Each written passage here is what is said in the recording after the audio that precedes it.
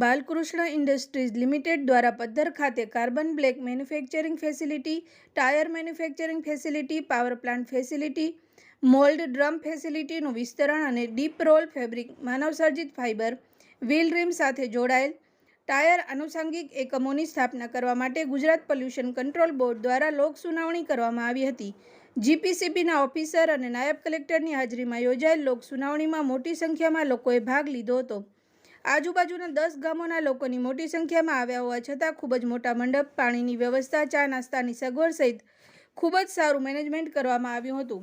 તો ખૂબ મોટી સંખ્યામાં પોલીસ દળની ફોજ પણ ખડી કરવામાં આવી હતી। ભુજના ડીવાયએસપી જાડેજા સાહેબની આગેવાનીમાં પદ્ધર પોલીસ સ્ટેશનના પીઆઈ ગોહિલ સાહેબ અને મુન્દ્રાના Pragpar police station PI Shri Trivedi સાહેબ સહિત મોટી સંખ્યામાં પોલીસ જવાનોએ વ્યવસ્થા સંભાળી હતી।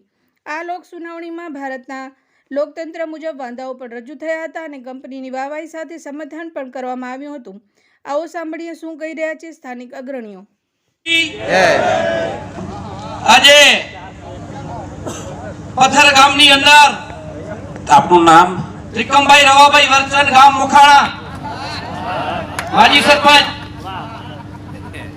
બીકેડી કંપનીની અંદર પથર ગામના જે વચેટિયા દલાલ છે એ લેબરને પીસી રહ્યા છે, તો બીકેડી કંપનીને સાહેબને મારી નમ્ર વિનંતી કે લેબરને તમે ડાયરેક્ટ રાખો, કેમ કે બીકેડી કંપનીના અહીંથી વાવા કરતા હતા કે સેટ બનાવી દીધો, સમાજવાડી બનાવી દીધી, તો મને શું કામ ફોન કરતા હતા કે તમે સુનાવણીમાં ના આવજો?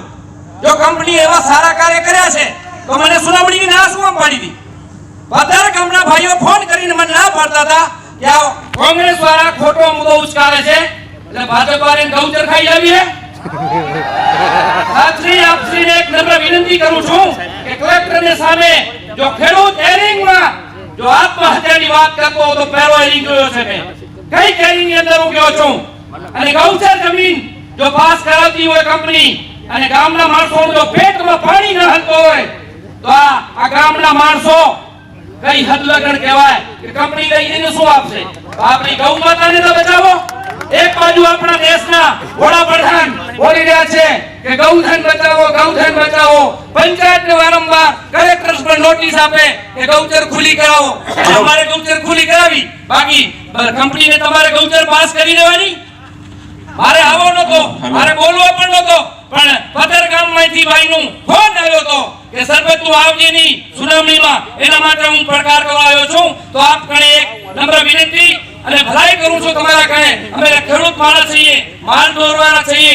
આ પથરનો જે ક્રાઇટેરિયો છે એમાં આજુબાજુના 10 ગામના ગાયું ચરવા આવે છે અને અત્યારે આ કંપની જે ગૌચર જમીન પાસ કરવા મૂકી છે ને એમાં અત્યારે ગાયું ચરે છે, તમારે જોવો તો જોઈ લો સાહેબ।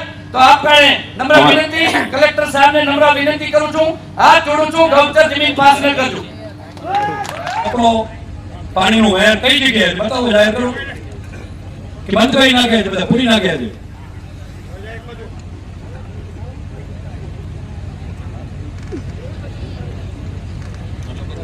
પ્રશ્ન 3 પેન્ડિંગ, પ્રશ્ન પણ પેન્ડિંગ। હું જસ્ટ 1 મિનિટની બ્રેક લઈને આવું છું, ત્યાર સુધી આપ એમનો જવાબ આપો।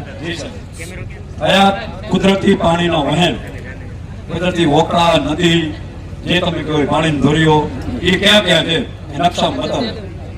સર, હયાત પ્લાન્ટની જે જમીન છે એમાં કોઈ કુદરતી વહેણ નથી, અને જે સૂચિત વિસ્તરણ માટે જે જમીન છે એ એમાં જે એક વહેણ છે એમાં જે સરકારશ્રી દ્વારા જે આદેશ આપવામાં આવશે તે મુજબનું અમે પાલન કરીશું। જમીનમાં કોઈ પણ વહેણ કુદરતી ના ફરીથી બોલો સાહેબ, આ મિત્ર સાંભળી લો મારા, કોઈ કુદરતી વહેણ નથી, કોઈ નથી ને?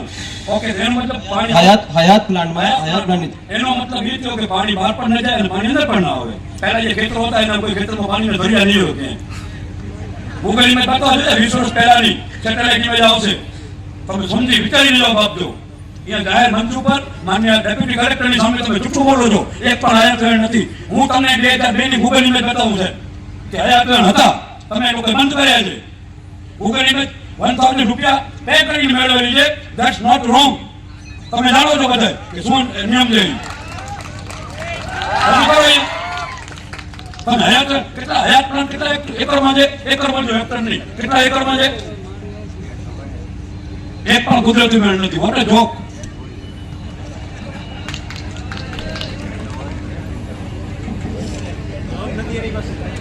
ચોથો પ્રશ્ન છે ગ્રામજનો અવસર બતાવી હોય, ગામ બતાવવું, વિકાસ કરી થાય. શા માટે ચોથા પ્રશ્નનો જવાબ નથી? હજી 6 પ્રશ્નો બાકી છે, એકેયનો જવાબ નહીં હોય. હું ઓફિશિયલ સ્ટેટમેન્ટ સોગંદનામું કહી રહ્યો, મારા એક પણ પ્રશ્નનો જવાબ નહીં હોય તમારી પાસે. ખાલી અભણ માણસોને ખેડૂતોને બનાવી રાખો છો, ફલાણો કર્યો, પ્રોજેક્ટ માણસો રજૂ કરો છો, અહીંયા આ બનાવ્યો ને આ બનાવ્યો ને. જે ઇફેક્ટેડ પ્રશ્નો છે જે સિંધને લાગે છે એનો જવાબ આપો તમે. એચ.એસ. આહિરજી, મારી વાત સાંભળો. આપ માહિતી માંગો છો, વાત સાચી છે, પણ આ પ્લેટફોર્મ છે વાંધા રજૂ કરવા માટે. જેમ કે તમારી મારી વાત સાંભળો. મારી વાત સાંભળો.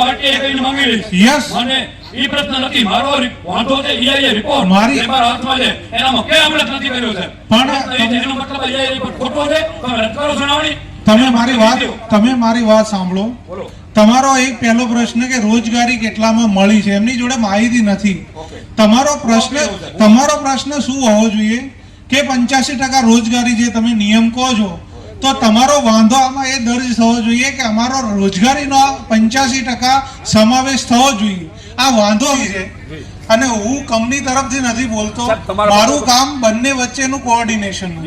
તમે જે કહ્યું એ પ્રશ્નો 100% સાચા છે, પણ જો ડ્રાફ્ટ ઈઆઈએમાં તમને લાગતું હોય કે આ વસ્તુ હોવી જોઈએ તો તમે અહીંયા નોંધ કરાવો. એ વસ્તુ પણ એના માટે લઈ અને અત્યારે માહિતી મળવી જોઈએ, અત્યારે માહિતી નહીં મળે તો આગળ નહીં ચાલે એવું નહીં. તમે તમારા વાંધા 100% રજૂ કરી છે. મારો આગ્રહ એ છે કે મારા 4 પ્રશ્નો થયા, 4 પ્રશ્નોમાંથી એનો ઉલ્લેખ હોવો જ જોઈએ કે નથી. એનો મતલબ કે આપ સાહેબ મંજૂરી આપતા જ આપીએ સુનાવણીની, આપની સાહેબથી મંજૂરી મળી છે, આપ સાહેબને પૂરી સત્તા છે. ફોર્મ 1 મારા આંકડા નથી, ફોર્મ 1 ના આંકડા છે, એટલે એમ નથી એચ.એસ. આહિરના આંકડા છે, આ તમારા સરકારના આંકડા છે ફોર્મ 1 ના. 1575 ના 900 રૂપિયા ભરવાના થાય, તમે ભરો છો કે નથી ભરતા? સાહેબ, ટેક્સ ચોરી કરવી ઇટ મીન્સ રાજદ્રોહ. સાહેબ શ્રી, મારું નામ રાજેશ સાહેબ. જે અનેક પ્રશ્નોના જવાબ નથી આપ્યા, એનો મતલબ એ છે કે ઈઆઈ રિપોર્ટ તદ્દન તમામ જગ્યાએથી ખોટો દર્શાવવામાં આવ્યો છે. એ સંજોગોમાં આપને એ હિયરિંગ રદ કરવું જોઈએ, અથવા ઠીક છે હવે જે આગળનો વિષય છે તો હવે જે આ ઈઆઈ રિપોર્ટ જે બનાવેલો છે, પ્રત્યેક એજન્સીના 14 કર્મચારીઓ છે, એના નેબર્ડ સર્ટિફિકેટ છે, એ જરા બોર્ડમાં બતાવવામાં આવે એટલે અમને ખાતરી થાય કે એક્સપોર્ટે કર્યું છે કે ડી 747 ઉપર છે. પ્રત્યેકને જવાબ છે. તમે જવાબ આપવાની તક તો આપો. હા, વઢવારાના જે લોકો અહીંયા કામ કરે સ્થાનિક છે જે છે તે 10 માણસ.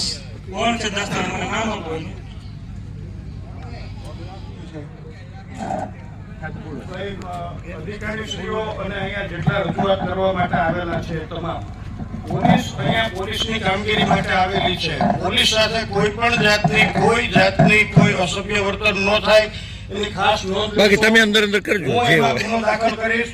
હમણાં મારા પોલીસને એવું કહેવામાં આવ્યું છે કે આ મારા નોકર છે. પોલીસ કોઈની નોકર નથી, પોલીસ તમારી સેવા માટે છે. એટલે મહેરબાની કરી અને મર્યાદા જાળવજો તમામને તમામ. નહીં તો પછી પોલીસની રીતે આપની વચ્ચે આવવું પડશે. બાકી સુનાવણી ભલે રોજ ચાલતી, અમારું ભાઈ મર્યાદા જાળવશો, કારણ કે આ વસ્તુ બંને તરફથી સાંભળવા માટે જ છે. લોક સુનાવણીનો મતલબ જ એ છે કે દરેકને પોતાનો વિચાર રજૂ કરવાની તક મળે, પણ એનો મતલબ એ નથી કે તમે કોઈ બીજી વ્યક્તિનું અપમાન કરો. તો હવે તમારો પ્રશ્ન તમે ઝડપથી પૂછજો, પ્રોજેક્ટ ટીમ તમને જવાબ આપશે. જ્યાં અમારું ઇન્ટરફિયરન્સ જરૂરી હશે તે અમે બોલીશું.